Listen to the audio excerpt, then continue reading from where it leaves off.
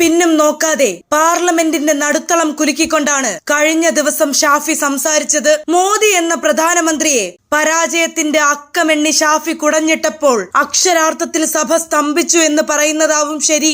സംഭവം ഇക്കഴിഞ്ഞിടയ്ക്ക് ഷാഫി നിയമസഭയിലേക്ക് മത്സരിക്കാൻ സീറ്റ് ചോദിച്ചു എന്ന തരത്തിൽ വാർത്തകൾ പരക്കെ പരന്നതും അന്നും ഞാൻ പറഞ്ഞോ നിങ്ങളോട് എന്ന് ചോദിച്ച് മാധ്യമങ്ങളെ നിർത്തിപ്പൊരിച്ച ഷാഫിയെയും നമ്മൾ കണ്ടതാണ്. അതിനൊക്കെ പിന്നാലെയാണ് ഞാൻ ഈ പാർലമെന്റിനകത്ത് ഇരിപ്പുറപ്പിക്കും, എങ്ങും പോകുന്നില്ല എന്ന് തെളിയിക്കുന്ന ഒരു പ്രസംഗം ഷാഫി കാഴ്ചവെച്ചത്. പ്രസംഗത്തിലെ പ്രധാന പോയിന്റുകൾ ഇതൊക്കെയാണ്. സിലിണ്ടർ vs സറണ്ടർ പ്രതിസന്ധി. സർക്കാർ രാജ്യത്തെ രണ്ട് വലിയ പ്രതിസന്ധികളാണ് ഉണ്ടാക്കിയിരിക്കുന്നത്. ഒന്ന്, ജനങ്ങളെ ദ്രോഹിക്കുന്ന പാചകവാതക സിലിണ്ടർ പ്രതിസന്ധിയും. രണ്ട്, അന്താരാഷ്ട്ര തലത്തിൽ നമ്മുടെ അഭിമാനം പണയപ്പെടുത്തിയ സറണ്ടർ പ്രതിസന്ധിയും. രണ്ട്, കേരളത്തിന് എവിടെ എയിംസ്? കഴിഞ്ഞ 12 വർഷമായി കേരളം ആവശ്യപ്പെടുന്ന എയിംസ് ഇത്തവണയും അവഗണിക്കപ്പെട്ടു. കേരളത്തിൽ BJPക്ക് സീറ്റുകൾ കുറവാണെന്നതാണോ ഈ അവഗണനയ്ക്ക് കാരണം? 3, പ്രവാസികളുടെ പ്രയാസം. ഗൾഫ് രാജ്യങ്ങളിൽ വിമാന ടിക്കറ്റും ബോർഡിംഗ് പാസും ലഭിച്ചിട്ടും നാട്ടിലേക്ക് വരാനാകാതെ വിമാനത്താവളങ്ങളിൽ കുടുങ്ങിക്കിടക്കുന്ന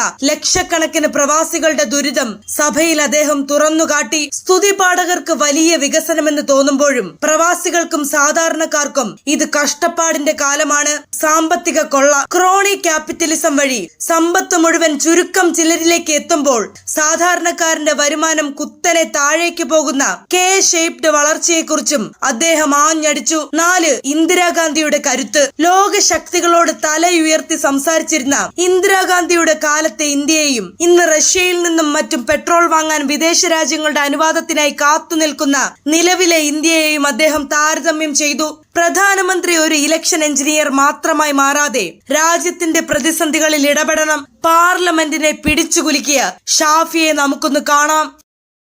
Sir, every street, every individual, every family, the growing panic is disturbing them. The shortage of LPG supply, the way the government has dealt with the war crisis, it is becoming a burden on us.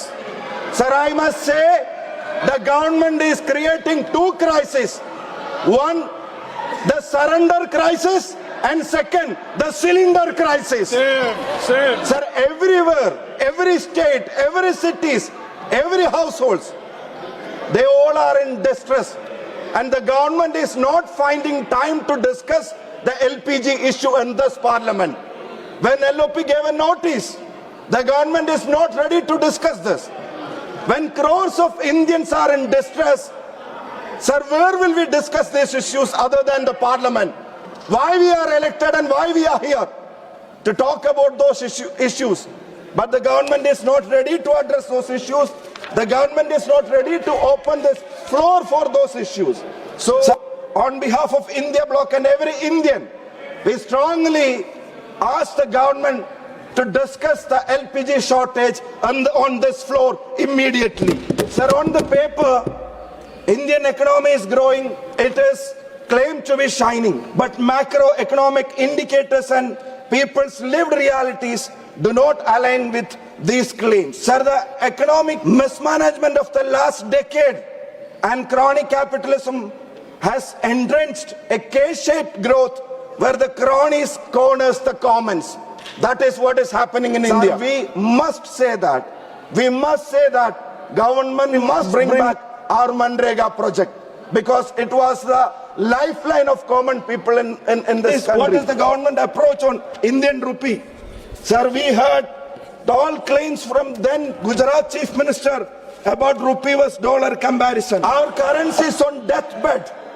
Earlier, our rupee used to compete with dollar. Today, it's competing with currencies of countries like Bangladesh and Sri Lanka. The statement holder was then Chief Minister of the Gujarat. Now he is the Prime Minister of India. Now let us know to whom India's rupee is competing with. Our currency is one of the worst performing in our surrounding area in Asia when compared to major countries. Where are we heading? Where is then Gujarat Chief Minister's statements on currency being on deathbed? Where is it now? Is it in ventilator? The government must reply. The Gulf crisis, how it is affecting us. Sir, about 10 million Indians live there, work there. Their remittance is considered as the backbone of this economy, especially states like Kerala. Sir, what is their situation? What are they facing right now? Where is our government involvement? Lakhs and lakhs of Indians are stranded in airport. They were, even after booking the tickets, even after getting the tickets, even after getting the boarding pass, they were not allowed to fly. They were stranded in airport. We didn't see any government involvement. We didn't see any diplomacy in act. Sir, we all know that. We all know that those people are our backbone. Sir, those people who lost their relatives, they were trying to fly back. They were not allowed to fly back. Who did involve, sir? Who did involve, madam? So those people who are facing diseases, going for treatment, going for other family necessities, who went for visit, who went in there for visit visas, they all were stranded. We are not seeing any able and efficient involvement. Sir, I must say, in this crisis, silence is not diplomacy, it is surrender, complete surrender, which has happened to our country. Who will address those Indians who work hard for their family and the countries? How they will come back? What special arrangement is being done for them? The people in GCC, the difficulties that they are facing right now, that must be addressed. The government must be ready to discuss this on the floor. The government must ensure that action must be taken. But where the Prime Minister has not got time, ma'am, he is busy electioneering. The Treasury benches must say that the Prime Minister, he must remind himself that he is not just an election engineer, he is the Prime